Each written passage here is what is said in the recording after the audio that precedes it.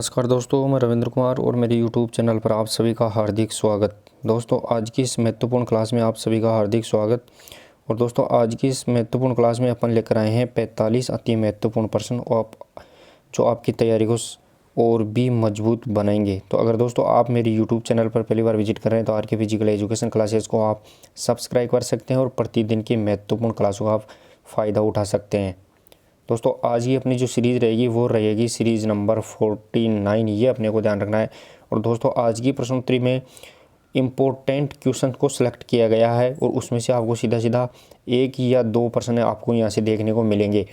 तो दोस्तों, आज की इस प्रश्नोत्तरी को शुरू करने से पहले अगर आप चैनल पर पहली बार विजिट करें तो ज़रूर चैनल को सब्सक्राइब कर लें, वीडियो को आप लाइक और आगे भी इसको शेयर करते रहे ताकि और भी दोस्तों को इसका फ़ायदा मिलता रहे। चलिए दोस्तों, आज की प्रश्नोत्तरी का पहला और इम्पोर्टेंट प्रश्न रहेगा अपना प्रश्न नंबर 1। प्रश्न नंबर 1 देखिए दोस्तों, यहाँ पे 1956 के मेलबर्न ओलंपिक में भारतीय फुटबॉल टीम के कप्तान जिसका हाल ही में निधन हो गया कौन थे। इंपॉर्टेंट रहने वाला दोस्तों, यहाँ पे करंट अफेयर से रिलेटेड प्रश्न पूछा गया है कि 1956, यहाँ पे दोस्तों ध्यान रखना है 1956 के मेलबर्न ओलंपिक में भारतीय फुटबॉल टीम के कप्तान कौन थे जिसका हाल ही में निधन हो गया है। वेरी इंपॉर्टेंट रहेगा दोस्तों, यहाँ पे पीके बनर्जी, सतपाल सिंह, समर बनर्जी या सुनील छेत्री, इनमें से कौन सा रहेगा। और दोस्तों 1956 के मेलबर्न ओलंपिक में भारतीय फुटबॉल टीम का सर्वश्रेष्ठ प्रदर्शन करते हुए चौथा स्थान प्राप्त किया था, वो भी बुल्गारिया को हराकर, ये अपने को ध्यान रखना है। तो प्रश्न नंबर 1 और इसका सही आंसर रहेगा दोस्तों यहाँ पे समर बनर्जी, ये भारतीय फुटबॉल टीम के कैप्टन थे 1956 के मेलबर्न ओलंपिक में, ये अपने को ध्यान रखना है, जिनका हाल ही में निधन 2022 में हुआ, ये अपने को ध्यान रखना है। नेक्स्ट और अगला प्रश्न नंबर 2 देखिए दोस्तों, प्रश्न नंबर 2 रहेगा अपना यूरोपीय क्लब टूर्नामेंट की महिला चैंपियन लीग में खेलने वाली पहली भारतीय महिला फुटबॉलर कौन बनी है। ये भी करंट से रिलेटेड प्रश्न रहेगा दोस्तों यहाँ पे कि यूरोपीय क्लब टूर्नामेंट की महिला चैंपियन लीग, यहाँ पे ध्यान देने की बात है, महिला चैंपियन लीग में खेलने वाली पहली भारतीय महिला फुटबॉलर कौन बनी है, करंट का प्रश्न। और वेरी इंपॉर्टेंट रहेगा दोस्तों यहाँ पे भवानी देवी, मनीषा पांडे, मनीषा कल्याण या दीपा मलिक, इनमें से कौन सी है जो यूरोपीय क्लब टूर्नामेंट की चैंपियंस लीग में पहली भारतीय महिला फुटबॉलर बनी है। तो चलिए दोस्तों, प्रश्न नंबर 2 और इसका सही आंसर रहेगा दोस्तों वो रहने वाला है मनीषा कल्याण, भारतीय पहली फुटबॉलर महिला है जो यूरोपीय क्लब टूर्नामेंट की महिला चैंपियन लीग में खेलने वाली पहली भारतीय महिला फुटबॉलर रहेगी। नेक्स्ट और अगला प्रश्न नंबर 3 देखिए दोस्तों, प्रश्न नंबर 3 इंपॉर्टेंट भी रहेगा दोस्तों, यहाँ पे करंट से रिलेटेड प्रश्न डाले गए हैं कुछ प्रश्न। बुल्गारिया, यहाँ पे ध्यान देने की बात है दोस्तों कि बुल्गारिया के सोफिया में आयोजित अंडर-20 विश्व कुश्ती चैंपियनशिप में गोल्ड मेडल जीतने वाली पहली भारतीय महिला पहलवान कौन है बनी है, ये अपने को बताना है दोस्तों। यहाँ पे इंपॉर्टेंट रहेगा दोस्तों कि बुल्गारिया की सोफिया में, यहाँ पे ध्यान रखना है, बुल्गारिया के सोफिया में आयोजित अंडर-20 विश्व कुश्ती चैंपियनशिप में गोल्ड मेडल जीतने वाली पहली भारतीय महिला पहलवान पूछी गई है दोस्तों यहाँ पे कि पहली भारतीय महिला पहलवान कौन बनी है। इंपॉर्टेंट रहेगा दोस्तों यहाँ पे तो साक्षी मलिक, विनेश फोगाट, अंतिम पंघाल या फिर उपरोक्त सभी। तो चलिए दोस्तों, प्रश्न नंबर 3 और इसका सही आंसर रहेगा वो रहने वाला है दोस्तों यहाँ पे अंतिम पंघाल, ये पहली भारतीय महिला पहलवान बनी है जो अंडर-20 विश्व कुश्ती चैंपियनशिप बुल्गारिया में गोल्ड मेडल जीती है, ये अपने को ध्यान रखना है दोस्तों यहाँ पे। नेक्स्ट और अगला प्रश्न नंबर 4 देखिए दोस्तों। और दोस्तों, आज की प्रश्नोत्तरी अगर आपको पसंद आती है तो ज़रूर वीडियो को भी शेयर करते रहे। प्रश्न नंबर 4 रहेगा अपना इंपॉर्टेंट प्रश्न भी रहने वाला है दोस्तों यहाँ पे देश की पहली फ्रेंचाइजी आधारित अल्टीमेट खो खो लीग का आयोजन कहाँ शुरू हुआ, ये अपने को बताना है दोस्तों यहाँ पे कि देश की पहली फ्रेंचाइजी है दोस्तों, ये पहली फ्रेंचाइजी है, मतलब यहाँ पे इसमें पहली बार इसको लिया गया है, पहली बार शामिल किया गया है। और इसके फ्रेंचाइजी का मतलब क्या होता है दोस्तों कि यहाँ पे स्पॉन्सर के रूप में अन्य कंपनियां भी इसमें शामिल होती है और खिलाड़ियों को इसमें अच्छी प्रकार से इसकी बोली लगा कि इसके पैसे के रूप में इसको खरीदा जाता है। तो देश की पहली फ्रेंचाइजी आधारित अल्टीमेट खो खो, यहाँ पे ध्यान देने की बात है, अल्टीमेट खो खो लीग का आयोजन कहाँ शुरू हुआ, ये अपने को बताना है। तो नई दिल्ली, मुंबई, चेन्नई, पुणे, इनमें से कौन सी जगह देश की पहली फ्रेंचाइजी आधारित अल्टीमेट खो खो लीग का आयोजन शुरू हुआ है? ये अपने को बताना दोस्तों इंपॉर्टेंट रहेगा यहाँ पे। और दोस्तों आज की प्रश्नोत्तरी अगर आपको पसंद आती है जरूर वीडियो को शेयर करते रहे। और दोस्तों आज जो एग्ज़ाम फिजिकल एजुकेशन टीचर्स की एग्ज़ाम जो पीटीए की एग्ज़ाम है वो 25 सितंबर की फ़िक्स हो गई है। वो इसका आदेश भी आज पर आपको प्राप्त हो गया होगा। तो आप ज़रूर बचे कचे दिनों में और भी इसकी तैयारी को शानदार बनाते रहे। तो देश की पहली फ्रेंचाइजी आधारित अल्टीमेट खो खो लीग का आयोजन कहाँ शुरू हुआ? इसका सही आंसर रहेगा दोस्तों यहाँ पे पुणे में देश की पहली अल्टीमेट खो खो लीग का आयोजन हुआ। नेक्स्ट और अगला प्रश्न नंबर 5 देखिए दोस्तों यहाँ पे।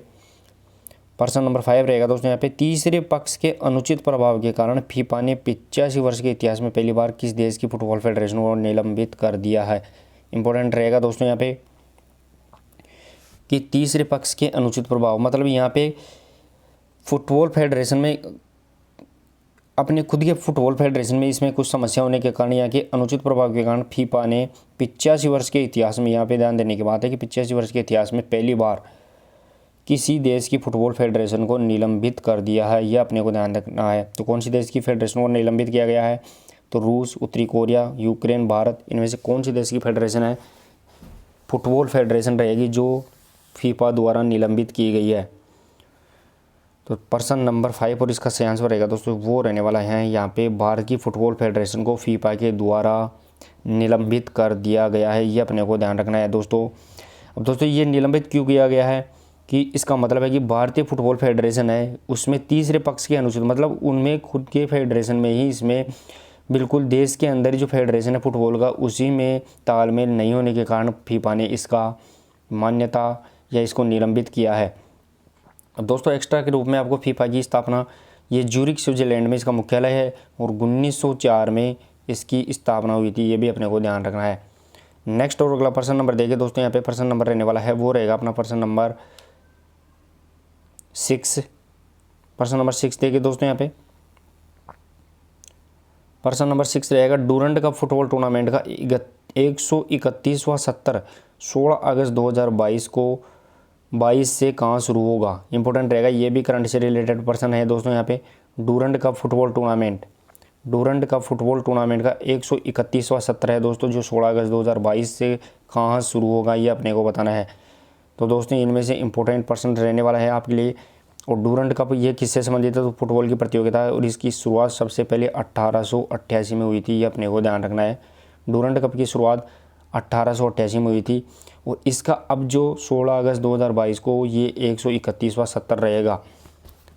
और इसकी शुरुआत कहाँ होगी दोस्तों? 131वें सत्र की शुरुआत अब 16 अगस्त से कहाँ होने वाली है ये अपने को बताना है। तो प्रश्न नंबर 6 और इसका सही आंसर रहेगा दोस्तों ये कोलकाता, निहाटी, गुवाहाटी और इम्फाल में इसकी शुरुआत की जाएगी। ये अपने को ध्यान रखना है। चलिए दोस्तों नेक्स्ट और अगला प्रश्न रहेगा अपना प्रश्न नंबर 7।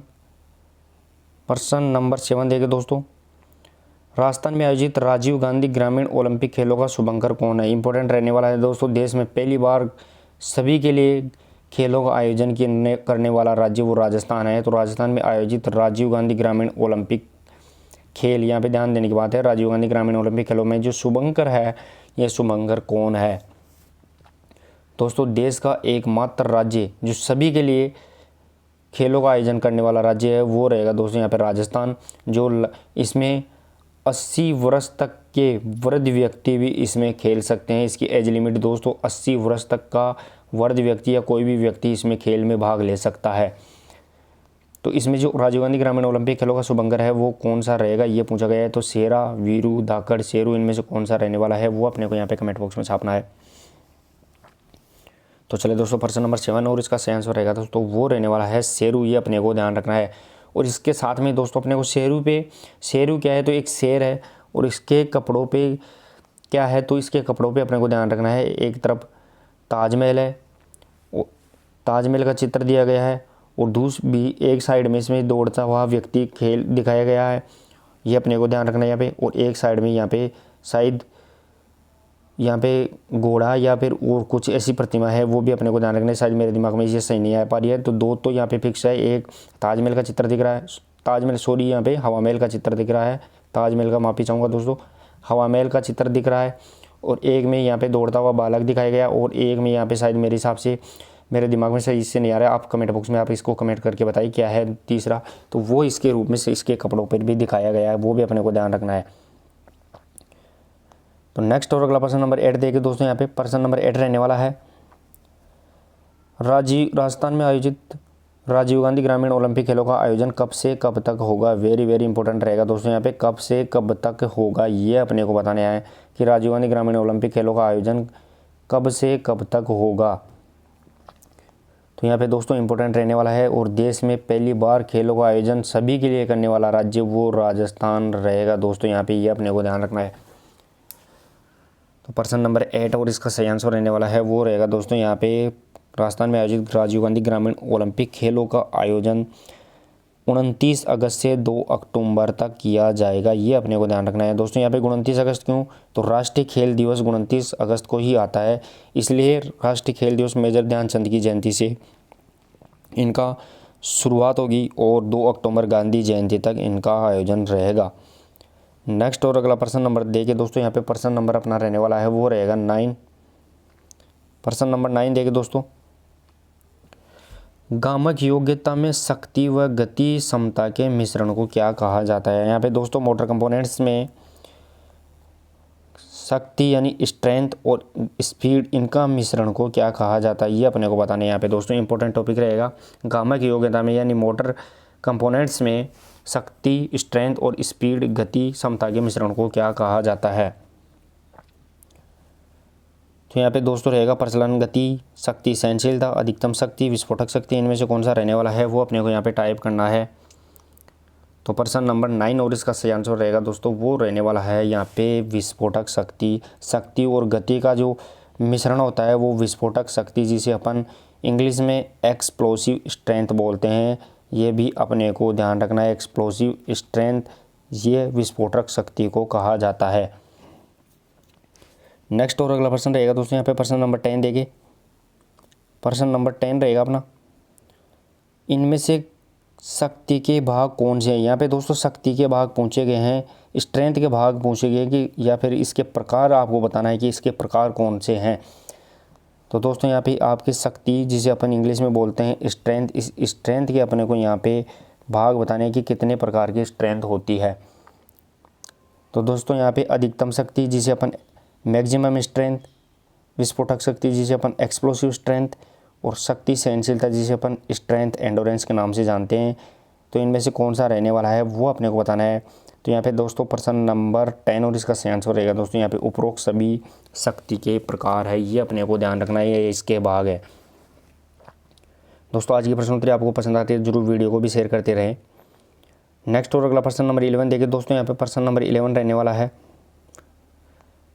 विस्फोटक शक्ति में विस्फोटक का अर्थ क्या होता है। दोस्तों यहाँ पे विस्फोटक शक्ति जिसे इंग्लिश में अपन एक्सप्लोजिव स्ट्रेंथ बोलते हैं, इसमें जो विस्फोटक होता है यानी एक्सप्लोजिव होता है, इसका अर्थ क्या होता है ये अपने को यहाँ पे बताना है। तो दोस्तों थकान यानी फटीग होती है, लचीलापन जिसे अपन फ्लेक्सिबिलिटी, चाल, स्पीड, या फिर कोऑर्डिनेशन एबिलिटी यानी समन्वय योग्यता, इनमें से कौन सा रहने वाला है वो अपने को यहाँ पे टाइप करना है। विस्फोटक शक्ति में विस्फोटकार जिसे अपन एक्सप्लोजिव स्ट्रेंथ बोलते हैं, तो इसका सही आंसर रहेगा दोस्तों यहाँ पे विस्फोटक को चाल कहते हैं, ये अपने को ध्यान रखना है। जिसे अपन स्पीड के रूप में भी जानते हैं, तो विस्फोटक क्या हुआ तो वो स्पीड या गति के रूप में रहती है, ये अपने को ध्यान रखना है दोस्तों यहाँ पे। नेक्स्ट और अगला प्रश्न रहेगा दोस्तों यहाँ पे प्रश्न नंबर 12। प्रश्न नंबर 12 देखिए दोस्तों, आइसोटोनिक व्यायाम का संबंध किससे है। दोस्तों यहाँ पे आइसोटोनिक व्यायाम का संबंध किससे है ये पूछा गया है। दोस्तों यहाँ पे अपने को ध्यान रखने की बात यह है कि आइसोटोनिक व्यायाम ये 3 प्रकार के रहने वाले हैं, एक आइसोमेट्रिक, आइसोटोनिक और आइसोकाइनेटिक। ये तीनों ही व्यायाम किससे संबंधित होते हैं तो वो अपने को बताना है यहाँ पे। लेकिन इसमें जो पूछा गया है वो पूछा गया आइसोटोनिक व्यायाम का संबंध किससे है। दोस्तों आइसोटोनिक व्यायाम को अपन गतिशील व्यायाम के रूप में जानते हैं। गतिशील व्यायाम वो आइसोटोनिक होता है। तो चलिए दोस्तों प्रश्न नंबर 12 और इसका सही आंसर रहने वाला है वो रहेगा दोस्तों यहाँ पे शक्ति जिसे स्ट्रेंथ बोलते हैं, स्ट्रेंथ से संबंधित होता है दोस्तों, वो रहने वाला है आइसोटोनिक व्यायाम। नेक्स्ट और अगला प्रश्न नंबर देखिए दोस्तों, प्रश्न नंबर 13 रहेगा अपना। प्रश्न नंबर 13, ऊंची कूद के लिए टेक ऑफ लेते समय किस प्रकार की शक्ति का प्रयोग होता है। दोस्तों यहाँ पे ऊंची कूद यानी हाई जंप में टेक ऑफ लेते समय, यहाँ पे टेक ऑफ लेते समय किस प्रकार की शक्ति स्ट्रेंथ का प्रयोग होता है, ये अपने को यहाँ पे बताना है दोस्तों। तो maximum strength, explosive strength, strength endurance या फिर उपरोक्त सभी। दोस्तों ऊंची कूद में जो टेक ऑफ लेते हैं अपन, टेक ऑफ ले, मान लो ये ऊंची कूद का बार है और यहाँ पे जो अपन उछल के इसके ऊपर से जाएंगे, तो इसमें ऊपर से जाने के लिए जो यहाँ पे टेक ऑफ ले रहे हैं ज़मीन से ऊपर जाने के लिए, वो कौन सी शक्ति का प्रकार रहेगा। मैक्सिमम स्ट्रेंथ यानी अधिकतम शक्ति बोलते हैं अपन, एक्सप्लोसिव स्ट्रेंथ इसे अपन बोलते हैं विस्फोटक शक्ति, और स्ट्रेंथ एंडोरेंस जिसे अपन शक्ति सहनशीलता के नाम से जानते हैं। तो इसका सही आंसर रहने वाला है वो रहेगा एक्सप्लोसिव स्ट्रेंथ, विस्फोटक शक्ति। प्रश्न नंबर 13 में विस्फोटक शक्ति के द्वारा ही अपन यहाँ पे जंप लेके इसके ऊपर से जाते हैं। दोस्तों इसके अलावा मैं बताऊँ तो ये तो हाई जंप यानी ऊंची कूद, लंबी कूद में भी अपने को यहाँ पे एक्सप्लोसिव स्ट्रेंथ की ही जरूरत पड़ेगी, यहाँ पे ध्यान रखने की बात है। नेक्स्ट और अगला प्रश्न नंबर 14 देखे दोस्तों।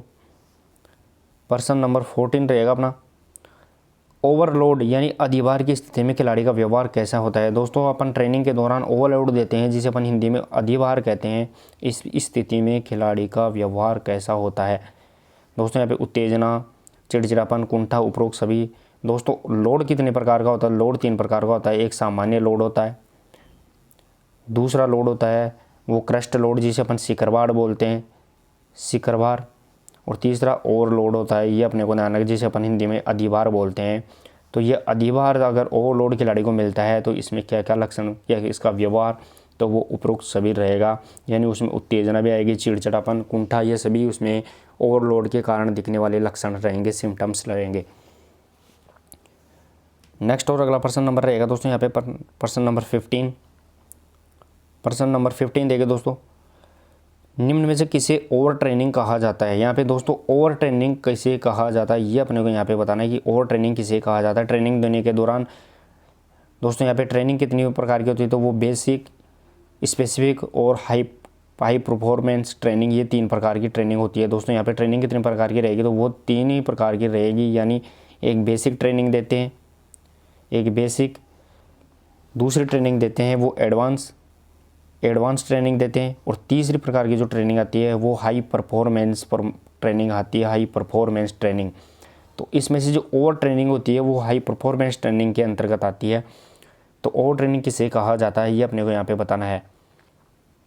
तो दोस्तों सामान्य भार देने पर यहाँ पे ध्यान देने की बात है कि सामान्य भार में बेसिक ट्रेनिंग, न्यून भार में वो ये नहीं आएगी, अधिभार में कौन सी ट्रेनिंग आएगी, तो वो हाई परफॉर्मेंस ट्रेनिंग, और क्रस्ट भार में वो एडवांस ट्रेनिंग आती है। तो इसका सही आंसर रहने वाला है वो रहेगा दोस्तों यहाँ पे ओवर ट्रेनिंग को अधिभार या ओवरलोड ट्रेनिंग भी कहा जाता है।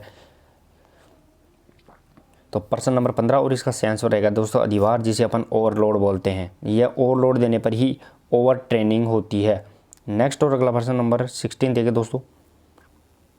प्रश्न नंबर रहेगा अपना 16, प्रशिक्षण के कार्य और रिकवरी, यानी प्रशिक्षण में जो किया गया है कार्य और उसके बाद में जो रिकवरी यानी संक्रमण के मध्य, इंपॉर्टेंट रहेगा दोस्तों, मध्य संबंध समय द्वारा व्यक्त करने को क्या कहा जाता है।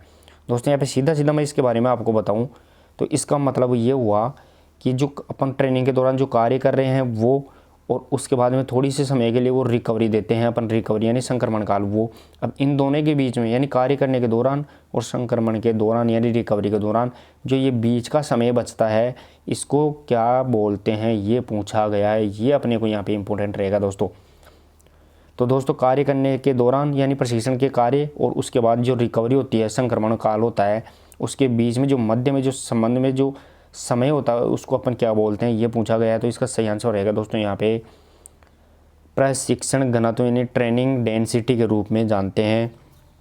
प्रश्न नंबर 16 और इसका सही आंसर रहेगा दोस्तों प्रशिक्षण घनत्व, जिसे अपन ट्रेनिंग डेंसिटी के नाम से जानते हैं। वो प्रशिक्षण कार्य और रिकवरी के बीच का जो समय होता है वो प्रशिक्षण घनत्व कहलाता है।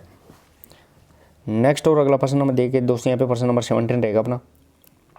प्रश्न नंबर 17, हाई एल्टीट्यूड पर प्रशिक्षण भार को सहन करने को क्या कहा जाता है। यहाँ पे दोस्तों हाई एल्टीट्यूड पर प्रशिक्षण जो भार होता है, इस प्रशिक्षण भार को सहन करने को क्या कहा जाता है, ये अपने को बताना है। अब दोस्तों हाई एल्टीट्यूड होता क्या है, ये आपको बताऊं मैं। तो हाई एल्टीट्यूड वो होता है कि जो ऊंचाई पर जाकर अपन किसी को प्रशिक्षण देते हैं, वो हाई एल्टीट्यूड होता है। लेकिन यहाँ पे ज़मीन समुद्र तल से कितनी ऊंचाई पर, तो समुद्र तल से अगर अपन देखें तो समुद्र तल से 8000 फीट के ऊपर या फिर इसको 2250 मीटर, दोनों ही यहाँ पे ध्यान देने की बात है, फीट और मीटर दोनों, इतनी ऊंचाई के ऊपर अपन प्रशिक्षण देते हैं तो वो हाई एल्टीट्यूड प्रशिक्षण कहलाएगा। तो दोस्तों भारत में हाई एल्टीट्यूड प्रशिक्षण का स्थान कहाँ है, तो वो सिलारू हिमाचल प्रदेश में है। ये अपने को ध्यान रखना है, सिलारू हिमाचल प्रदेश में भारत में हाई एल्टीट्यूड सेंटर है, जिसे Netaji Subhash high altitude centre के नाम से जाना जाता है। लेकिन दोस्तों अगर इसमें राजस्थान में हाई एल्टीट्यूड की बात करें तो राजस्थान में हाई एल्टीट्यूड सेंटर वो पोलो मैदान या पोलो ग्राउंड सिरोही के अंदर, माउंट आबू सिरोही के अंदर पोलो ग्राउंड है, वहाँ पर है, जो 4000 फीट की ऊंचाई या फिर मीटर में देखें तो इसको 1250 मीटर की ऊपर ऊंचाई पर स्थित है। ये अपने को ध्यान रखना है। और दोस्तों इसके रूप में एक्स्ट्रा फैक्ट के रूप में एक और बात बताऊँ आपको, तो हाई एल्टीट्यूड ट्रेनिंग सेंटर, इसकी हाई एल्टीट्यूड की पहली बार शुरुआत कौन से ओलंपिक में हुई थी, तो वो पहली बार 1968 के ओलंपिक। यहाँ पे ध्यान देने की बात है दोस्तों, 1968 के मैक्सिको सिटी ओलंपिक के अंतर्गत पहली बार इसकी हाई एल्टीट्यूड की शुरुआत हुई थी। तो दोस्तों यहाँ पे प्रश्न पूछा गया है, हाई एल्टीट्यूड पर प्रशिक्षण भार का सहन करने को क्या कहते हैं, तो वो जलवायु अनुकूलन कहा जाता है। यानी इतनी ऊंचाई पर जाकर अपन प्रशिक्षण को सहन करते हैं, वो रहेगा यहाँ पे जलवायु अनुकूलन। नेक्स्ट और अगला प्रश्न नंबर देखिए दोस्तों, यहाँ पे प्रश्न नंबर 18 रहेगा अपना, प्रश्न नंबर 18। और दोस्तों आज की प्रश्नोत्तरी अगर आपको पसंद आती है तो जरूर वीडियो को भी शेयर करते रहे। प्रश्न नंबर 18, शक्ति का विकास किसके द्वारा किया जाता है। यहाँ पे ध्यान देने की बात है दोस्तों, शक्ति का विकास जिसे अपन स्ट्रेंथ बोलते हैं, इसका विकास किसके द्वारा किया जाता है, यहाँ पे ये अपने को यहाँ पे बतानी है। दोस्तों स्ट्रेंथ का विकास अपन लंबी दूरी की दौड़ के द्वारा, ऊंची कूद के द्वारा, प्लायोमेट्रिक या फिर उपरोक्त सभी। तो शक्ति का विकास, स्ट्रेंथ का विकास करने के लिए दोस्तों यहाँ पे अपने को प्लायोमेट्रिक ट्रेनिंग को चुनना पड़ेगा। ये अपने को ध्यान रखना है दोस्तों। लंबी दूरी की दौड़ों के लिए तो अपन यहाँ पे सहनशीलता जिसे एंडोरेंस बोलते हैं, एंडोरेंस विकसित होती है। ये अपने को यहाँ पे ध्यान रखने की बात है। नेक्स्ट और अगला प्रश्न रहेगा प्रश्न नंबर 19।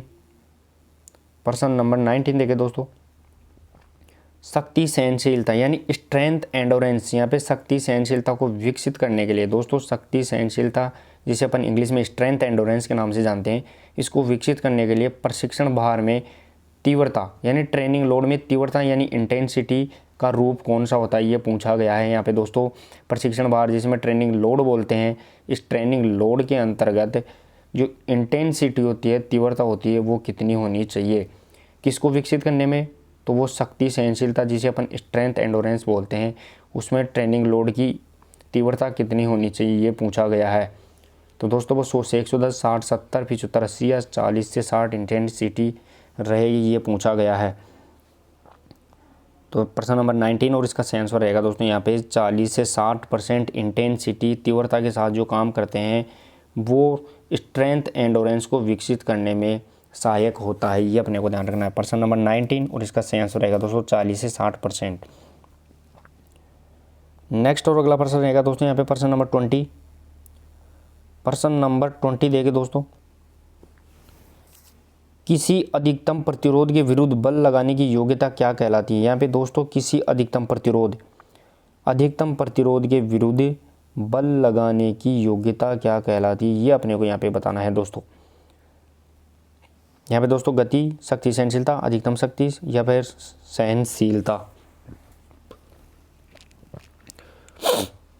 अब दोस्तों यहाँ पे आपको बताना है प्रश्न नंबर 20 के अंतर्गत पूछा गया है कि अधिकतम प्रतिरोध यानी कोई भी दोस्तों यहाँ पे बाहर है, कोई बाहरी वस्तु है, उसके विरुद्ध अधिकतम प्रतिरोध के विरुद्ध बल लगाने। यहाँ पे यह प्रतिरोध है दोस्तों, अधिकतम प्रतिरोध है। मान लो ये 200 किलो का वजन है कोई, अभी इस 200 किलो वजन के अपने को यहाँ पे धक्का लगाना है तो वो अपने का लिए बल कहलाएगा। तो ये योग्यता क्या कहलाती है, तो प्रश्न नंबर 20 और इसका सही आंसर रहेगा दोस्तों वो रहने वाला है अधिकतम शक्ति यानी मैक्सिमम स्ट्रेंथ वो ये कहलाती है, ये अपने को ध्यान रखना है।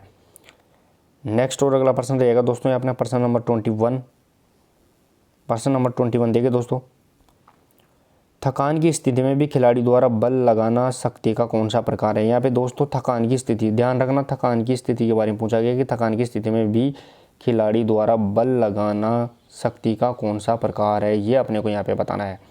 दोस्तों इससे पहले मैंने इस शक्ति के 3 प्रकार बता दिए थे आपको, वो तीनों ही प्रकार ये रहेंगे। विस्फोटक को शक्ति को बोलते हैं अपन एक्सप्लोजिव स्ट्रेंथ, यहाँ पे एक्सप्लोजिव स्ट्रेंथ बोलते हैं, मैक्सिमम स्ट्रेंथ या स्ट्रेंथ एंडोरेंस, ये तीनों ही शक्ति का प्रकार है। लेकिन यहाँ पे थकान की स्थिति के बारे में पूछा गया कि थकान की स्थिति में अगर बल लगाया जाता है तो वो शक्ति का कौन सा प्रकार है। तो प्रश्न नंबर 21 और इसका सही आंसर रहने वाला है वो रहेगा दोस्तों यहाँ पे शक्ति सहनशीलता, जिसे अपन स्ट्रेंथ एंडोरेंस के नाम से जानते हैं। दोस्तों स्ट्रेंथ एंडोरेंस वो शक्ति सहनशीलता कहलाती है। नेक्स्ट और अगला प्रश्न नंबर 22 देखिए दोस्तों, प्रश्न नंबर 22 रहने वाला है अपना इंपॉर्टेंट प्रश्न भी रहेगा दोस्तों। यहाँ पे अधिकतम शक्ति को विकसित करने के लिए पैरामीटर संरचना कैसी होनी चाहिए। यहाँ पे दोस्तों अधिकतम शक्ति जिसे अपन मैक्सिमम स्ट्रेंथ बोलते हैं, यह अधिकतम शक्ति को विकसित करने के लिए कौन सी पैरामीटर संरचना यानी कौन सी ट्रेनिंग अपनाई जाती है, कौन सी चीज़ यहाँ पे ज़्यादा दी जाती है, ये पूछा गया है। तो भार सामान्य होना चाहिए यानी लोड नॉर्मल होना चाहिए, लोड मैक्सिमम होना चाहिए, लोड मिनिमम होना चाहिए, या फिर विश्राम अंतराल कम होना चाहिए, या फिर यहाँ पे जो संक्रमण काल होता है वो कम होना चाहिए। इनमें से कौन सा ऑप्शन रहेगा। तो दोस्तों प्रश्न देखिए आप यहाँ पे कि अधिकतम शक्ति यानी मैक्सिमम स्ट्रेंथ को विकसित करने के लिए यहाँ पे जो पैरामीटर के रूप में जो लोड दिया जाता है वो लोड कैसा होना चाहिए, ये पूछा गया है। तो अधिकतम शक्ति के लिए लोड देने के लिए अपने को यहाँ पे दोस्तों भार क्या होना चाहिए, तो वो भार रहेगा दोस्तों यहाँ पे अधिक, यानी लोड अधिक रहेगा तभी अभी अधिकतम शक्ति विकसित हो पाएगी। नेक्स्ट और अगला प्रश्न नंबर 23 देखिए दोस्तों, प्रश्न नंबर 23 रहेगा अपना अगला प्रश्न, प्लायोमेट्रिक व्यायाम में शक्तिवर्धक व्यायाम कौन सा नहीं है। दोस्तों प्लायोमेट्रिक व्यायाम जो स्ट्रेंथ को विकसित करने में काम आता है, इस प्लायोमेट्रिक व्यायाम में जो शक्तिवर्धक यानी स्ट्रेंथ को विकसित करने वाले व्यायाम में कौन सा भाग नहीं है। इंपॉर्टेंट रहेगा दोस्तों हर्डल जंप, बॉक्स जंप, एक जगह पर कूदना या डेप्थ जंप, इनमें से कौन सा रहने वाला है वो अपने को यहाँ पे बताना है। लेकिन यहाँ पे दोस्तों इससे पहले मैं बताऊँ कि जो डेप्थ जंप है ये पैरों की शक्ति को भी विकसित करता है, पैरों की शक्ति को भी विकसित करने वाला जंप कौन सा है, तो वो डेप्थ जंप कहलाएगा। लेकिन यहाँ पे दोस्तों आपको मैं बता दूँ जो प्लायोमेट्रिक ट्रेनिंग होती है ये शक्ति को विकसित करती है, स्ट्रेंथ को विकसित करती है, लेकिन इसमें भी जो प्लायोमेट्रिक ट्रेनिंग होती है इसमें भी तीन प्रकार के जो इसके ट्रेनिंग के भाग आते हैं वो होते हैं, लेकिन इनमें से कौन सा ट्रेनिंग का भाग नहीं ये पूछा गया है। तो दोस्तों प्लायोमेट्रिक व्यायाम में शक्तिवर्धक का व्यायाम कौन सा नहीं है, तो ये रहने वाला है अपना प्रश्न नंबर 23 का आंसर वो रहेगा एक जगह पर कूदना, ये इसका नहीं रहेगा। लेकिन हर्डल जंप, बॉक्स जंप और डेप्थ जंप ये तीनों ही प्लायोमेट्रिक के भाग होते हैं। नेक्स्ट और अगला प्रश्न नंबर देखिए दोस्तों, यहाँ पे प्रश्न नंबर रहने वाला है वो रहेगा 24। और दोस्तों अगर आज की प्रश्नोत्तरी आपको पसंद भी आती है तो ज़रूर वीडियो को भी शेयर करते रहे ताकि और भी दोस्तों को इसका ज़्यादा से ज़्यादा फ़ायदा मिलता रहे। और दोस्तों अब आपके पास बहुत ही कम समय बचा है, आप अपनी अध्ययन और अपने रिवीजन में आप ज़रूर से बहुत ही जुट जाए ताकि आप अपने रिवीजन बहुत ज़्यादा कर पाए। अगर रिवीजन बार बार कर पाओगे आप यहाँ पे आप थ्योरेटिकल क्लासेज से ज़्यादा अपने को MCQs क्लासेज यहाँ पे ध्यान देने के लिए इम्पोर्टेंट रहेगी, क्योंकि आपके पास इतना समय नहीं है कि आप पूरे सिलेबस को आप रिपीट कर पाओ। इसलिए आपको MCQs के माध्यम से ही अपनी तैयारी को दोबारा से यहाँ पे बेहतरीन और मजबूत बनाना है।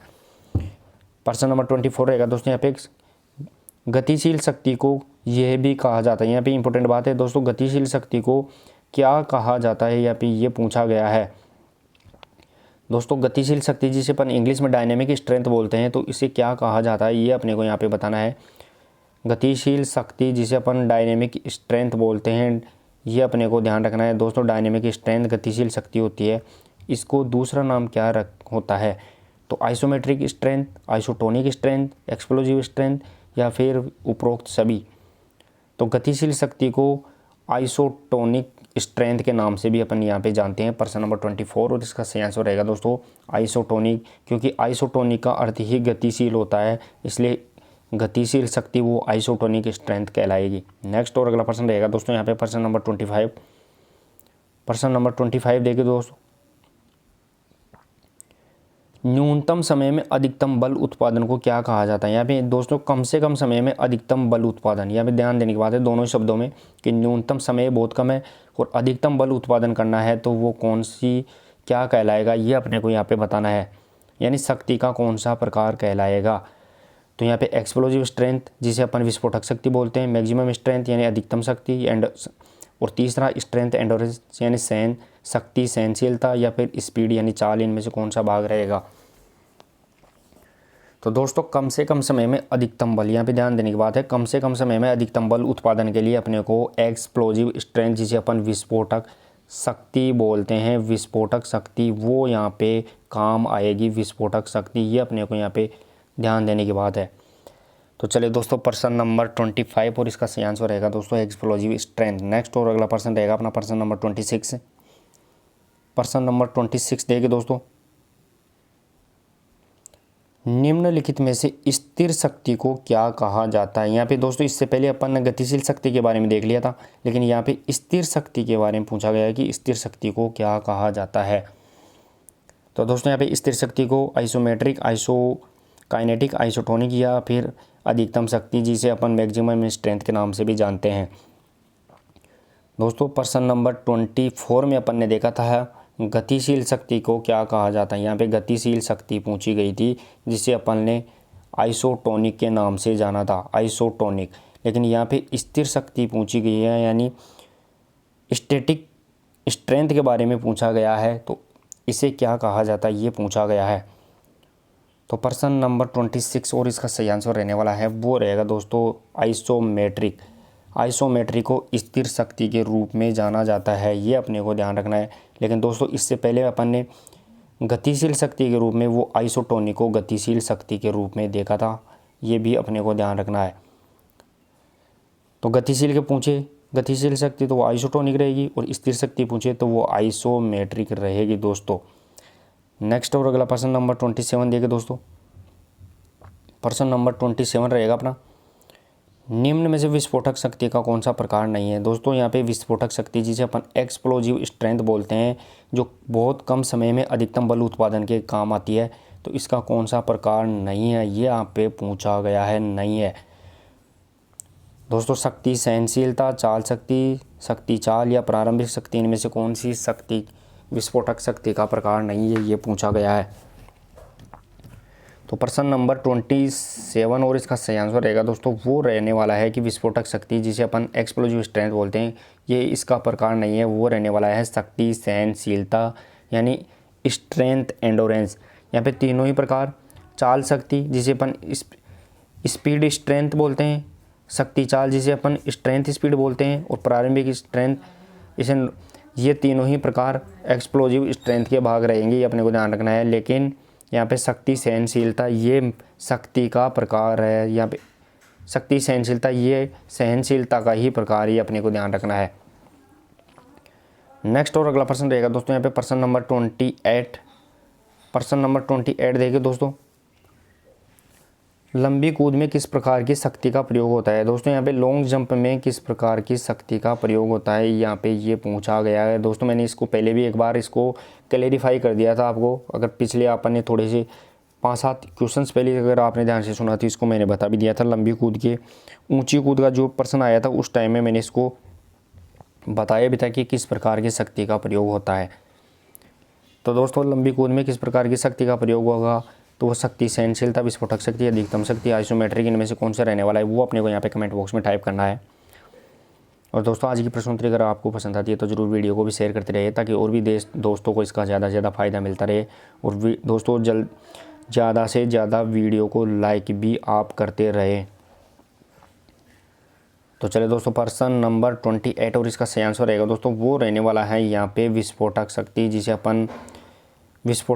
जिसे अपन बोलते हैं एक्सप्लोजिव स्ट्रेंथ, ये अपने को यहाँ पे काम आने वाली चीज़ है। यहाँ पे विस्फोटक शक्ति जो कम समय में अधिकतम बल का उत्पादन करती है वो विस्फोटक शक्ति कहलाती है, जिसे अपन एक्सप्लोजिव स्ट्रेंथ बोलते हैं। वो लंबी कूद, ऊंची कूद, गोला फेंक, इन सभी में ये ही काम आती है। नेक्स्ट और अगला प्रश्न नंबर 29। प्रश्न नंबर 29 देखिए दोस्तों, शक्ति का कौन सा रूप उच्च चाल के साथ निम्न प्रतिरोध के विरुद्ध कार्य करता है। यहाँ पे दोस्तों स्ट्रेंथ का कौन सा प्रकार है, स्ट्रेंथ का कौन सा रूप है जो उच्च चाल यानी अधिकतम स्पीड के साथ निम्न प्रतिरोध यानी कम भार के विरुद्ध कार्य करता है। यहाँ पे दोस्तों ध्यान देने की बात ये रहेगी, इंपॉर्टेंट, आपको दोबारा से मैं इसको समझाता हूँ कि जो शक्ति का कौन सा प्रकार है या रूप है जो उच्च चाल यानी गति तो उसमें अधिकतम होती है और भार उसमें, लोड उसमें कम होता है, लोड उसमें कम होगा, गति उसमें ज़्यादा होगी और उसके विरुद्ध कार्य करता है, ऐसी शक्ति या स्ट्रेंथ कौन सी है। दोस्तों यहाँ पे ध्यान देने की बात है कि चाल क्या है वो अधिक है, उच्च है, और निम्न प्रतिरोध क्या है वो निम्न है। तो इसमें सबसे ज़्यादा कौन सी गति का, शक्ति का कौन सा प्रकार काम में आएगा, तो वो रहने वाला है दोस्तों प्रश्न नंबर 29 में चाल शक्ति यानी स्पीड स्ट्रेंथ, क्योंकि यहाँ पे चाल काम आएगी सबसे ज़्यादा, क्योंकि सबसे उच्च क्या है चाल और निम्न क्या है प्रतिरोध। अगर इसमें उल्टा होता, अगर प्रतिरोध तो ज़्यादा होता, प्रतिरोध ज़्यादा और चाल क्या होती कम, तो इसका प्रश्न बन जाता, ये इसका आंसर बनता है वो ये बनता फिर। तो इसका सही आंसर रहेगा दोस्तों यहाँ पे चाल शक्ति। नेक्स्ट और अगला प्रश्न नंबर 30 देखे दोस्तों, यहाँ पे प्रश्न नंबर 30 रहेगा अपना, निम्नलिखित में से कौन सा घटक शारीरिक दक्षता और स्वास्थ्य को प्रभावित नहीं करता है। यहाँ पे दोस्तों कौन सा ऐसा फैक्टर है जो शारीरिक दक्षता यानी फिजिकल फिटनेस और स्वास्थ्य यानी हेल्थ को प्रभावित नहीं करता है, नहीं पूछा गया है दोस्तों यहाँ पे। तो निम्नलिखित में से कौन सा घटक शारीरिक दक्षता और स्वास्थ्य को प्रभावित नहीं करता, तो यहाँ पे गति करेगी, अच्छा आसन, विस्फोटक शक्ति या समन्वय योग्यता, इनमें से कौन सा रहेगा। तो प्रश्न नंबर 30 और इसका सही आंसर रहने वाला है वो रहेगा दोस्तों यहाँ पे एक्सप्लोजिव स्ट्रेंथ यानी विस्फोटक शक्ति, ये यहाँ पे प्रभावित नहीं करेगी। इसके अलावा गति नहीं है तो भी प्रभावित होगा, शारीरिक स्वास्थ्य, अच्छा आसन नहीं है तो भी प्रभावित, और समन्वय योग्यता जिसे अपन न्यूरोमस्कुलर कोऑर्डिनेशन बोलते हैं CNS के द्वारा, अगर वो ठीक नहीं है तो भी प्रभावित होगा। लेकिन यहाँ पे विस्फोटक शक्ति अगर किसी के पास नहीं है तो भी उस यहाँ पे स्वास्थ्य प्रभावित नहीं होगा। नेक्स्ट और अगला प्रश्न नंबर 31 देखें दोस्तों, प्रश्न नंबर 31 रहेगा, यहाँ पे इंपॉर्टेंट प्रश्न भी रहने वाला है दोस्तों। पर्सिसेरिटी नामक प्रशिक्षण विधि के द्वारा विकसित किया जाता है। यहाँ पे क्या विकसित किया जाता है, तो वो प्रशिक्षण विधि पर्सिसेरिटी है दोस्तों। यहाँ पे पर्सिसेरिटी नामक प्रशिक्षण विधि के द्वारा क्या विकसित किया जाता है ये अपने को यहाँ पे बताना है। तो शक्ति सहनशीलता विकसित करेंगे, लचीलापन, शक्ति या कौशल, इनमें से कौन सी चीज़ है जो पर्सिसेरिटी नामक प्रशिक्षण विधि के द्वारा विकसित की जाती है। तो चलिए दोस्तों प्रश्न नंबर 31 और इसका सही आंसर रहेगा वो रहेगा दोस्तों यहाँ पे स्ट्रेंथ एंडोरेंस यानी शक्ति सहनशीलता, वो पर्सिसेरिटी विधि के द्वारा, प्रशिक्षण विधि के द्वारा विकसित किया जाता है, ये अपने को यहाँ पे ध्यान देना है, जिसे अपन स्ट्रेंथ एंडोरेंस के नाम से जानते हैं, यानी शक्ति सहनशीलता, जिसे अपन थकान की स्थिति में भी कार्य करते हैं वो सहनशीलता होती है। नेक्स्ट और अगला प्रश्न नंबर 32 देखिए दोस्तों, प्रश्न नंबर 32, शक्ति के विकास की विधियाँ कौन सी है। दोस्तों यहाँ पे शक्ति जिसे स्ट्रेंथ बोलते हैं, स्ट्रेंथ के विकास, इसे डेवलप करने की विधियाँ कौन सी है यहाँ पे ये आपको बताना है। तो आइसोमेट्रिक, आइसोटोनिक या फिर उपरोक्त दोनों, या फार्टलेग विधि, कौन सी विधि रहेगी। दोस्तों यहाँ पे स्ट्रेंथ को विकसित करने के लिए, शक्ति को विकसित करने के लिए कौन सी विधियाँ काम में आती है ये अपने को यहाँ पे ध्यान देने की बात रहेगी। तो दोस्तों प्रश्न नंबर 32 और इसका सही आंसर रहने वाला है वो रहेगा दोस्तों आइसोमेट्रिक यानी स्थिर व्यायाम, आइसोटोनिक गतिशील व्यायाम, ये दोनों ही इसमें काम आएंगे। तो उपरोक्त दोनों ही इसका सही आंसर रहेगा। लेकिन यहाँ पे फार्टलेग व्यायाम होता है वो एंडोरेंस, सिर्फ एंडोरेंस में ही यानी सहनशीलता को विकसित करता है, शक्ति को विकसित नहीं करेगा दोस्तों। नेक्स्ट और अगला प्रश्न नंबर 33 देखिए दोस्तों, प्रश्न नंबर 33 रहेगा अपना, शक्ति स्ट्रेंथ के कितने प्रकार होते हैं। यहाँ पे दोस्तों शक्ति जिसे स्ट्रेंथ बोलते हैं इसके कितने प्रकार होते हैं ये पूछा गया है। इजी रहेगा दोस्तों, इसका पहले मैंने आपको बता भी दिया, इतने प्रश्नों में इसका बार बार जिक्र भी कर दिया कि स्ट्रेंथ कितने प्रकार की होती है। तो दोस्तों यहाँ पे प्रश्न नंबर 33 और इसका सही आंसर रहने वाला है वो रहेगा दोस्तों यहाँ पे स्ट्रेंथ 3 प्रकार की होती है। उसमें जो पहली स्ट्रेंथ वो एक्सप्लोजिव स्ट्रेंथ रहेगी यानी विस्फोटक शक्ति, दूसरी रहेगी मैक्सिमम स्ट्रेंथ जिसे अपन अधिकतम शक्ति के नाम से जानते हैं, और तीसरी प्रकार की रहेगी वो रहेगी स्ट्रेंथ एंडोरेंस यानी शक्ति सहनशीलता के नाम से जानते हैं। नेक्स्ट और अगला प्रश्न नंबर 34 देखिए दोस्तों, प्रश्न नंबर 34 रहेगा अपना अगला प्रश्न, थकान के विरुद्ध कार्य करने की क्षमता क्या कहलाती है। वेरी वेरी इंपॉर्टेंट दोस्तों, पूछा भी जा चुका है कि थकान के विरुद्ध कार्य करने की जो क्षमता होती है वो क्या कहलाती है। तो गति, स्पीड, स्ट्रेंथ, शक्ति, सहनशीलता, एंडोरेंस या कोऑर्डिनेशन एबिलिटी, समन्वय योग्यता, इनमें से कौन सी रहेगी? तो दोस्तों यहाँ पे थकान के विरुद्ध अगर अपन ये थकान हो जाती है और थकान के बावजूद भी अपन बार बार कार्य कर रहे हैं तो वो शरीर में कौन सी मोटर कंपोनेंट्स या कौन सी क्षमता है जिसके द्वारा अपन थकान की स्थिति में भी कार्य कर रहे हैं? तो इसका सही आंसर रहेगा दोस्तों, वो रहने वाला है सहनशीलता, यानी एंडोरेंस होती है दोस्तों। एंडोरेंस इंपॉर्टेंट रहेगा दोस्तों, यहाँ पे ध्यान देने की बात कि एंडोरेंस थकान के विरुद्ध कार्य करने की क्षमता कहलाती है। नेक्स्ट और अगला प्रश्न नंबर 35 रहेगा दोस्तों। प्रश्न नंबर 35 देखिए, किस गतिविधि में ग्लाइकोजन योजक को लाभदायक माना जाता है? यानी कौन सी गतिविधि है जिसमें ग्लाइकोजन योजक यानी ग्लाइकोजन के संयोजन को लाभदायक माना जाता है, यानी काम आता है? तो कौन सी गतिविधि में ग्लाइकोजन शरीर में वो काम आता है, या अपने को यह बताना है। तो विस्फोटक शक्ति, सहनशीलता, समन्वय योग्यता या फिर गति जिसे अपन स्पीड बोलते हैं। तो प्रश्न नंबर 35 दोस्तों यहाँ पे ग्लाइकोजन योजक यानी कौन सी गतिविधि में ग्लाइकोजन के द्वारा अपने को ऊर्जा मिलती है, ये अपने को यहाँ पे ध्यान देना है। तो प्रश्न नंबर 35 और इसका सही आंसर रहने वाला है वो रहेगा दोस्तों यहाँ पे सहनशीलता, यानी एंडोरेंस। जो थकान की स्थिति में भी, थकान की स्थिति के अंदर भी जो कार्य किया जाता है वो एंडोरेंस कहलाती है, सहनशीलता। और उसमें जो अपने को यहाँ पे थकान के बावजूद भी अपन कार्य कर रहे हैं तो वो ऊर्जा किसके द्वारा मिल रही है? तो वो ऊर्जा अपने को थकान के विरुद्ध काम करने में वो ग्लाइकोजन योजक के द्वारा मिलती है। ये अपने को यहाँ पे ध्यान देने की बात है। नेक्स्ट और अगला प्रश्न नंबर 36 देखिए दोस्तों। प्रश्न नंबर 36 और दोस्तों आज की प्रश्नोत्तरी अगर आपको पसंद आती है तो जरूर वीडियो को भी शेयर करते रहे। प्रश्न नंबर 36 रहेगा, बफर क्षमता का संबंध किस गामक योग्यता से है? यहाँ पे दोस्तों बफर क्षमता का संबंध किस गामक योग्यता से ये पूछा गया है। दोस्तों बफर क्षमता किसे बोलते हैं अपन? किस शरीर में अपनी जो क्षमता है, अपनी जो कैपेसिटी है, शरीर में ऊर्जा है, उस ऊर्जा खत्म होने के बाद में भी अपनी जो मांसपेशियों की ऊर्जा बचती है उसे अपन बफर क्षमता बोलते हैं। मांसपेशियों के अंदर जो ऊर्जा बची है उसका भी उपयोग कर लेना, यह बफर क्षमता के रूप में काम आती है। तो बफर क्षमता का संबंध किस गामक योग्यता से रहेगा दोस्तों? तो वो रहने वाला है यहाँ पे प्रश्न नंबर 36 का सही आंसर एंडोरेंस यानी सहनशीलता में बफर क्षमता का संबंध रहेगा दोस्तों। नेक्स्ट और अगला प्रश्न नंबर देखिए दोस्तों, प्रश्न नंबर 37। प्रश्न नंबर 37 रहेगा अपना अगला प्रश्न, इंपॉर्टेंट प्रश्न भी रहने वाला है दोस्तों। यहाँ पे गति सहनशीलता को विकसित किया जाता है, यहाँ पे दोस्तों स्पीड एंडोरेंस को किसके द्वारा विकसित किया जाता है ये पूछा गया है। गति सहनशीलता जिसे अपन स्पीड एंडोरेंस बोलते हैं, इसका विकसित किसके द्वारा किया जाएगा? तो गहन अंतराल विधि, प्रतिक्रिया व्यायाम, प्लायोमेट्रिक विधि, सेंसरी विधि, इनमें से कौन सी विधि है जिसके द्वारा गति सहनशीलता यानी स्पीड एंडोरेंस इसको विकसित किया जाता है? तो प्रश्न नंबर 37 और इसका सही आंसर रहेगा दोस्तों वो गहन अंतराल विधि, यानी गहन अंतराल विधि के द्वारा, यानी बहुत ज़्यादा इसमें अंतराल नहीं देंगे, यानी थोड़ा बहुत अंतराल दे, इसमें जो गैप रखेंगे विश्राम का और उसके बाद तुरंत गतिविधि कराएंगे, फिर इसमें थोड़ा सा गैप रखेंगे, फिर इसमें गतिविधि कराएंगे। तो ये जो प्रोसेस बनती है ये गहन अंतराल विधि के अंतर्गत बनती है। तो प्रश्न नंबर 37 और इसका सही आंसर रहेगा दोस्तों गहन अंतराल विधि। नेक्स्ट और अगला प्रश्न रहेगा दोस्तों यहाँ पे प्रश्न नंबर 38। प्रश्न नंबर 38 देखिए दोस्तों, निम्न में से कौन सी गतिविधि द्वारा सहनशीलता प्रशिक्षण दिया जाता है? यहाँ पे दोस्तों कौन सी गतिविधि द्वारा सहनशीलता प्रशिक्षण यानी एंडोरेंस ट्रेनिंग दी जाती है? ये कौन सी विधि के द्वारा एंडोरेंस पर ट्रेनिंग दी जाती है? इंपॉर्टेंट रहेगा दोस्तों।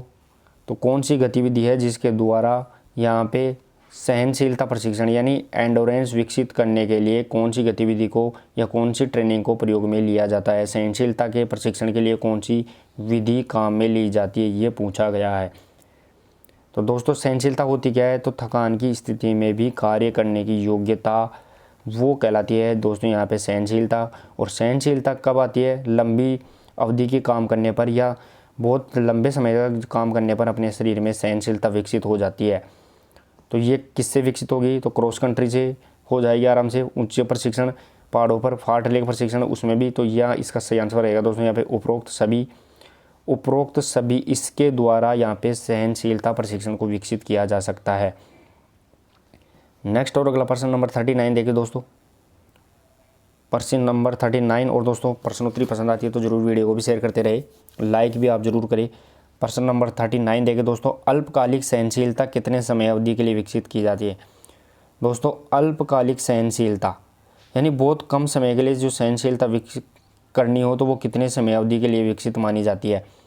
इंपॉर्टेंट रहेगा दोस्तों कि अल्पकालिक सहनशीलता कितने समय अवधि के लिए विकसित की जाती है, तो इसका सही आंसर रहने वाला है वो रहेगा दोस्तों प्रश्न नंबर 39 में 45 सेकंड से 2 मिनट तक की जो कार्य किए जाते हैं वो अल्पकालिक सहनशीलता में आते हैं। दोस्तों ध्यान देने की बात है, 45 सेकंड से 2 मिनट तक, इंपॉर्टेंट, वेरी वेरी इंपॉर्टेंट रहेगा दोस्तों। 45 सेकंड से 2 मिनट तक के कार्य अल्पकालिक सहनशीलता के अंतर्गत आते हैं। फॉर एग्जांपल के लिए दोस्तों यहाँ पे एग्जांपल के रूप में देखें तो यहाँ पे देखने के लिए यहाँ पे मान लो कि 800 मीटर दौड़ है, 800 मीटर दौड़ हो गई, 1000 मीटर दौड़ हो गई। ये दौड़ किसके अंतर्गत आएगी, तो वो अल्पकालिक सहनशीलता में आएगी, क्योंकि इनको क्लियर करने के लिए जो समय होता है वो 2 मिनट से 45 सेकंड से 2 मिनट में अपने को यहाँ पे कार्य करना पड़ता है।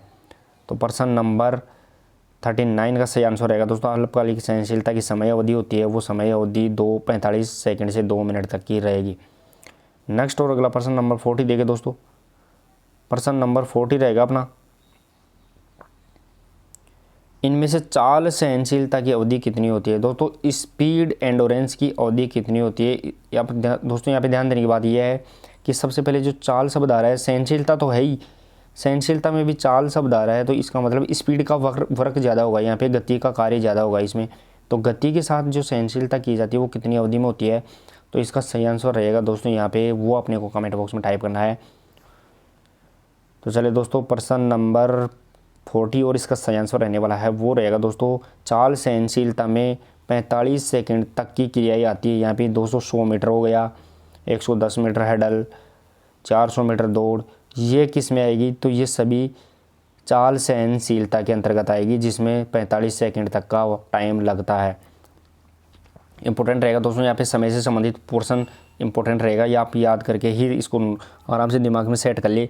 इससे पहले वाले में अपन ने देखा था वो 45 सेकंड से 2 मिनट का समय लग रहा था, उसमें 45 सेकंड से 2 मिनट का समय, और इसमें चाल से इसमें 45 सेकंड का समय।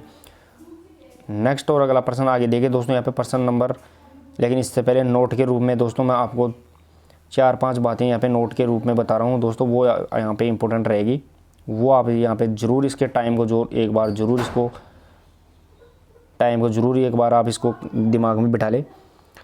तो नोट के रूप में वेरी वेरी इंपॉर्टेंट रहेगा दोस्तों यहाँ पे कि पहला रहेगा यहाँ पे दोस्तों, पहला ध्यान रखना कि मध्यकालीन सहनशीलता की अवधि कितनी होती है।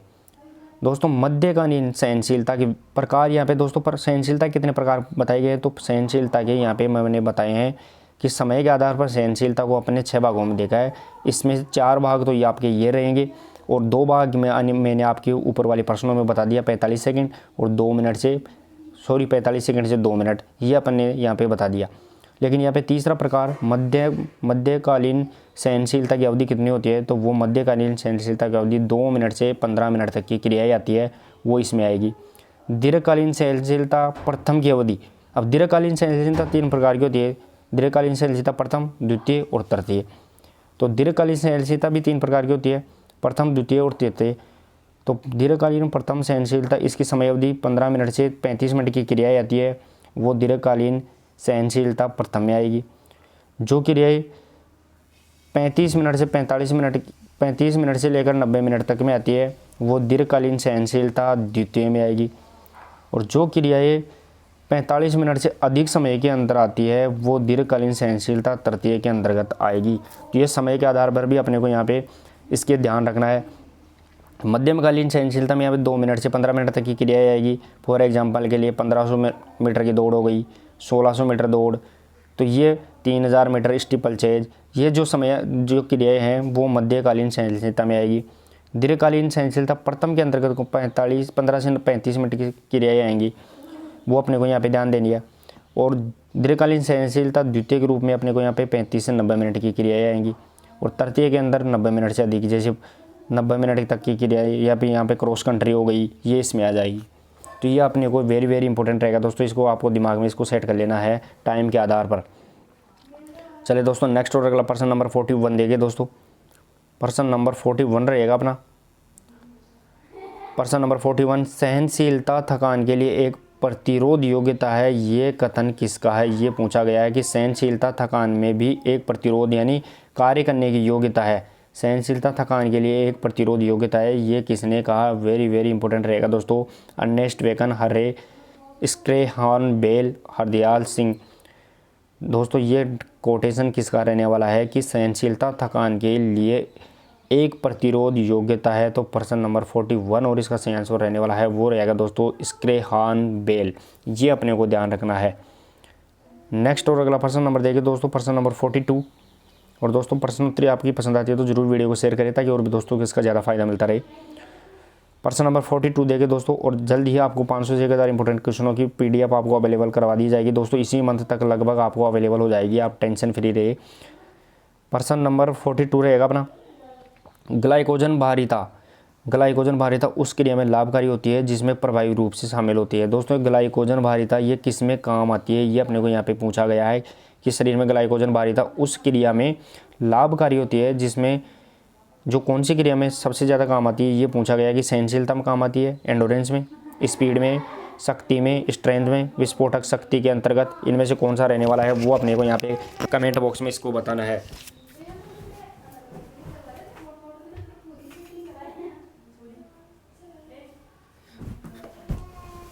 तो चले दोस्तों इसका सही आंसर क्या होने वाला है वो अपने को यहाँ पे कमेंट बॉक्स में इसको टाइप करना है। तो ग्लाइकोजन भारिता ये सबसे ज़्यादा किस में काम आती है? तो प्रश्न नंबर 42 और इसका सही आंसर रहेगा दोस्तों यहाँ पे सहनशीलता एंडोरेंस में, यानी लंबे समय के लिए जो काम करते हैं, जो कार्य करते हैं, उसमें अपने को ग्लाइकोजन काम आता है शरीर में। ये अपने को यहाँ पे पूछा गया है। नेक्स्ट और अगला प्रश्न नंबर 43 देखिए दोस्तों। प्रश्न नंबर 43 रहने वाला है वो इंपॉर्टेंट प्रश्न रहेगा दोस्तों यहाँ पे, सहनशीलता विकास की किस विधि में गति का नियंत्रण खिलाड़ी द्वारा व्यक्तिगत रूप से किया जाता है? दोस्तों यहाँ पे ये पूछा गया है कि सहनशीलता यानी एंडोरेंस को विकसित करने के लिए जो विधि आती है, जो मेथड आती है, उसमें कौन सी विधि है जिसमें गति का नियंत्रण खिलाड़ी खुद अपने आप खुद के नियंत्रण से करता है? तो दोस्तों यहाँ पे सहनशीलता विकास की किस विधि के गति नियंत्रण खिलाड़ी द्वारा खुद के द्वारा किया जाता है? तो कौन सी रहेगी? तो मंद और तीव्र दौड़, लगातार तीव्र दौड़, फार्टलेग, लगातार मंद दौड़, इनमें से कौन सी रहेगी?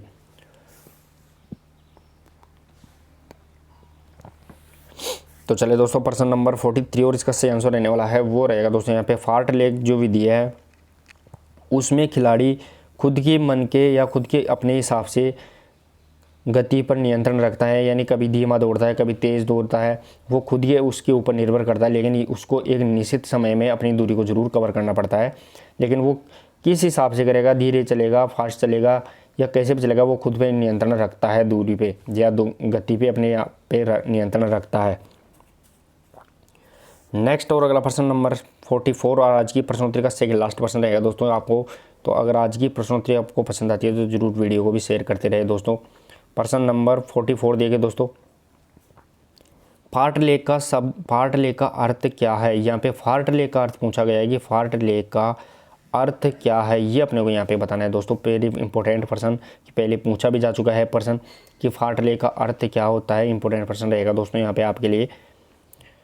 और दोस्तों यहाँ पे फार्टलेग किसको विकसित करती है? तो फार्टलेग एंडोरेंस यानी सहनशीलता को विकसित करने की विधि भी रहेगी यहाँ पे। तो फार्टलेग का अर्थ क्या होता है? तो दौड़, समन्वय योग्यता, स्पीड प्ले, एक्सप्लोजिव स्ट्रेंथ, इनमें से कौन सा आंसर रहने वाला है? तो चलिए दोस्तों प्रश्न नंबर 44 और इसका सही आंसर रहेगा दोस्तों फार्टलेग को स्पीड प्ले के नाम से जानते हैं, ये अपने को ध्यान रखना है। इसका दूसरा नाम क्या है? तो दोस्तों स्पीड प्ले के रूप में जानते हैं।